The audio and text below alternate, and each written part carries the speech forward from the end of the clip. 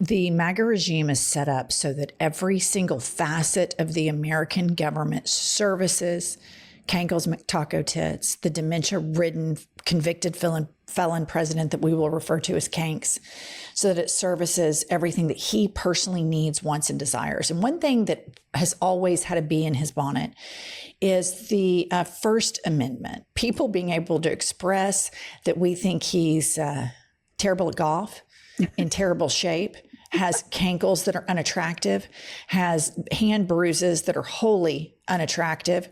Most women, when they see him, break out into 8 counts of Kegels with reckless abandon, because that's how abhorrent this man is. And as you can imagine, when you are a malignant narcissist and you have such a frail, fragile ego, people pointing out the facts about you that you're trying to cover up are problematic.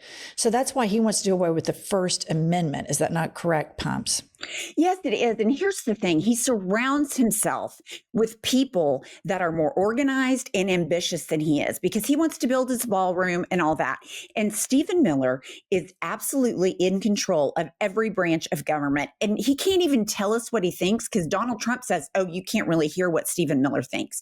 So Laura Ingraham has to go on Fox News and fucking defend this Jewish Nazi.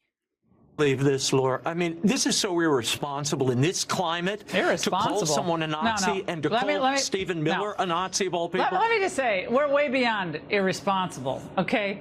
This is, and I think it's libelous because it's malice. There's real malice, and he knows it's not true. Okay, so it's malice. He knows it's not true. Yeah. Okay, stop it right there. Calling Stephen Miller a Nazi and to say it's libelous, the defense to that would be truth. If, in fact, you can prove that he is a Nazi, you cannot be held for liable. He stands, if you put side by side the words of the Nazi regime, they are the exact same. You can follow the script. Stephen Miller loves the cruelty. He loves dehumanizing people. And I would say he cannot prevent a court of law and a jury of his peers, which I'm sorry to those people that would be considered his peers, that he's not a Nazi when he talks about all the Nazi talking points. Fox News has to work overtime to try to sane wash and make Stephen Miller likable. None of it works. Every time they have him on, you have Jesse Waters trying to say that he's somehow sexy, that he's somehow sexual attractive, matador, that he's somehow an alpha male. Stephen Miller is 1,000% a Nazi, and everyone should say it all day, every day. This regime, the parallels with the Nazi regime are spot on. Laura Ingraham knows it. Laura Ingraham is an attorney. Everybody at Fox knows this, just in the same way that they all got COVID vaccines while they aired that COVID vaccines were bad. This is a propaganda channel. This is the point. And Stephen Miller is someone that has ambitions beyond Kanks, and he curries favor with them. And they are trying to make him more likable, and it's always going to fall flat. Always, because he doesn't even appear to have human emotions. And then we have, okay, so Mike Johnson, when he doesn't have his lips, I'm sorry, what's his name? Moses Mike Grindr Johnson. When he doesn't have his lips plastered to Donald Trump's ass or covering up for pedophiles, he goes up there in the House of Representatives while the government is shut down and he spews complete bullshit. And yesterday he said this, and I had to 3 times I had to listen to it. So I want to get your thoughts on it. I mean, it's unconscionable. Look, America is built on the idea of free speech. You have the right to protest. Of course, we jealously guard that. I mean, Chip and I are attorneys. We've defended that right in the courts. But what they're doing right now is different. They are trying to incite violence. It's not funny. You don't mock a president who has already had 2 failed assassination attempts on his life. This is not a game. Okay. So which is it, Mike? Do we have free speech that you, as a lawyer, have been defending when you're not defending your pedophile mentor? Or should people not criticize Donald Trump? Which is it? It is that they want free speech for them and for nobody else. That's right. And that only people can praise the dear leader. This is authoritarian propaganda. And the Speaker of the House, little Moses Mike Grindr Johnson, is the most worthless man in the United States of America. And I would even go as far to say he is the most worthless man on Grindr. He is a DL demon queen that does all of this bullshit during the day in the name of his faith. And then at night, we all know what he's doing. Class, let's say it together. He's eating ass. All right, pumps, go along. Okay, sorry. And then you have, we're in the midst of a government shutdown, right? People are not getting paid. Although we have all this money to send to Argentina, we can't fund the government because we don't want Americans to have health care because we want to fund it in Argentina and Israel. And so understandably, people are a little bit irritated about all the money Trump is spending on his pet projects. So here we have Josh Hawley, who I dare say is on the DL Demon Queen list. This is what his response to about people objecting to Trump's ballroom. Thing that the libs say is credible. You know, they're talking about, oh, we have to preserve this wonderful institution. Once again, let's remember, these people burned whole cities to the ground, Laura, when they had a political disagreement with somebody else. These people don't believe in institutions. They don't believe in history. All they believe in is power. In this case, they can't stand that the people put Donald Trump in power. And now they're just throwing a fit like they are with the government shutdown and everything else. It's ridiculous, and Trump is doing the right thing. I can't wait to see the ballroom finish. Well, I think if he really wants to get them completely, just losing their minds, he should have a whole statuary garden and bring back Robert E. Lee to the statuary garden, right? Well, that's a real knee slapper, Laura. Are you a comedian? It's unbelievable the shit they say on that network. Well, this is everything that he just said, everything in that whole clip was racism. When he talked about burning whole cities to the ground, he's referring to the Black Lives Matter movement. And a lot of MAGA, when they defecated in the Capitol and tried to kill the Vice President of the United States, MAGA Christian Mike Pence, they said, well, we're just so mad because of BLM. And then the Robert E. Lee stuff. This is all rooted in racism. Josh Hawley knows better. Josh Hawley knows that he has to kiss the ass of this demented, immoral piece of shit, Kanks.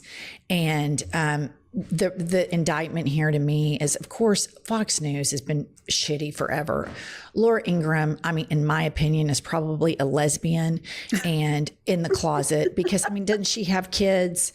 Adopted. Right. And she sits up here and talks about traditional family values and all this shit all the time. This propaganda arm and these Republicans like Josh Hawley, to me, I hold more accountable than Trump, because the enabling of everybody around Trump is what has made him feel like he is Teflon Don, the enablers of this man. And honestly, I hold the Democratic Party to account for a lot of this as well, because after what happened January 6th, we should have done what Brazil did, and we didn't. We pussed out. No, absolutely. And speaking of racism, last week or the week before, Marco Rubio says, we're not going to have anybody in the United States that didn't mourn properly on a visa, that didn't mourn Charlie Kirk properly or ever criticized him. And you're like, what? How can you say that? And then you have Trump wanting to make the refugee program, more favorable to white people, obviously. So that's why this right here, I was just like, of course Trump did this. Of course, because the U.S. government and the U.S. Treasury, that's just Trump's piggy bank. So yesterday, TMZ was reporting Charlie Kirk's memorial cost taxpayers a pretty penny to keep safe, because we've learned the United States Secret Service paid an event company millions to secure the perimeter. So Secret Service paid millions to secure Charlie Kirk's memorial. And this is what I have to say about that. I'm fucking appalled. We say we can't fund the government. We say we can't, help people in the poorest countries get food and vaccinations and medicine. But yet we can spend money on shit like this to honor Charlie Kirk, who was not, I remind everyone, within the government. He did not hold a government position. And this, I mean, like you have always said, Trump has made everything in the U.S. government his concierge service, and this proves to be no exception. The Charlie Kirk situation is what they wanted to be the equivalent to Nazi Germany's Reichstag fire, and they wanted to use it to erode civil rights. I think they went too high with this funeral. I think the funeral somewhat backfired because you have layers of Republicans and you have the cultists that are evangelicals that tongue talk and wave their hands up and all of that. And then you have the polite country club Republicans that vote their wallet, and maybe they're Episcopalian or Methodist, but they think these mega churches are white trash, the preachers are white trash, and it's a total grift. When they mainstreamed that funeral to the United States of America, we know the crowds in Oklahoma and Mississippi and Alabama thought it was cool. But nationwide, seeing all that crazy megachurch Christianity, WWE style Jesus Christ worship, I think it backfired because we don't hardly hear anything about Charlie Kirk that much anymore. And it's like it happened and they got cocky and they're going to start, eroding civil liberties. And it died down pretty quickly in the news cycle. We hear crickets about Tyler Robinson. I have heard the gag order on that situation is one of the most unprecedented gag orders that legal experts have ever seen. And I think that funeral did not play as well with, I think you had pile honors that were like, oh yeah, I'm going to share poor Charlie Kirk. And this is probably like a Presbyterian or an Episcopalian, a Christian light person, maybe a light cultural Catholic. And then they turn on that shit show of a funeral and it's full tilt, mega church, evangelical, righteous gemstones, hellfire, damnation, hands waving, tongue talking, rattlesnakes going around. And it was not an attractive look. And then you have the wife acting bizarre as shit. Kank's out there doing the double jerk off at a funeral. It's just, so I think they miscalculated that thing. It surprises me zero that the Secret Service was paid by all of us. And they're going to keep robbing the piggy bank. And Trump's supporters, whom he's ripped off, whom George Santos has ripped off, whom, what's his name? Steve Bannon. Steve Bannon is ripped off, who Kanks rips off all day, every day with all of his online flea market full of riffraff and knickknacks. They're still going to continue to get ripped off, and they're going to tune into Fox News every day, and they're going to believe the bullshit that they say.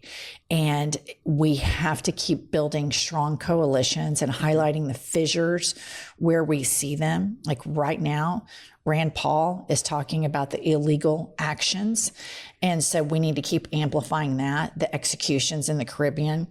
But the Charlie Kirk, I just want to go on the permanent record to say, I hate the way he was shot because I oppose gun violence. I think there should be huge gun restrictions in this country, and I think too many people die because of guns. But he was an unrepentant, racist piece of shit when he was alive, and I still have that sentiment about all of the things he said when he was dead, now that he's dead, and the things that he said to the youth and makes it even more insidious to stoke tribalism when free thought and open-minded thinking should reign at colleges. So that's pretty depressing to read, though, Pumps. All right, buy our book. It's called Life is a Lazy Susan of Shit Sandwiches. Subscribe to our channel, like this episode, and we'll be back later with more news.